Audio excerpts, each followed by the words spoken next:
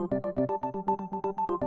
new report confirms what we've assumed for some time. European spy agencies are in fact spying. Citing documents leaked by NSA whistleblower Edward Snowden, The Guardian reports Britain's eavesdropping agency has worked with other European nations to tap into fiber optic cables, allowing for mass monitoring of phones and email. Over the past 5 years, the agency has reportedly worked closely with Germany, France, Spain, Sweden, and the Netherlands.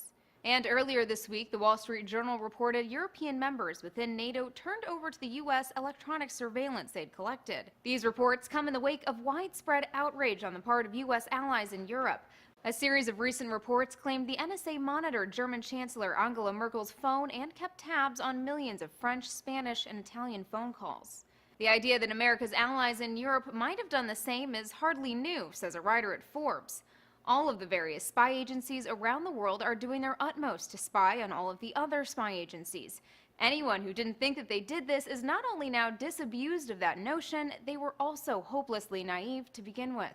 The UK's ambassador to Lebanon put it this way on Twitter: "I work on assumption that 6+ countries tap my phone.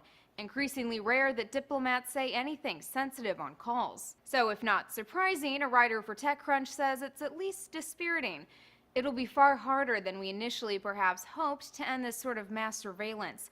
Earlier this week, the U.S. Director of National Intelligence, James Clapper, dismissed the recent reports as inaccurate. Even so, anger over the NSA spying, he said, glosses over the fact all nations spy on their friends as they would their enemies. Some of this reminds me a lot of the classic movie Casablanca.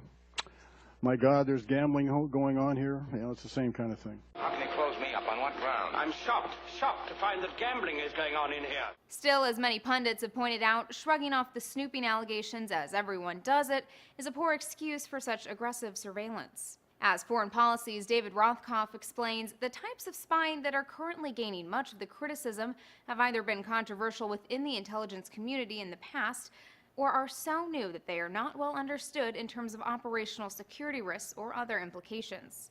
As for the man behind all of this, Edward Snowden, he's reportedly still in Russia, where he's been granted asylum. German officials say they're considering meeting with the fugitive. For Newsy, I'm Elizabeth Hagedorn.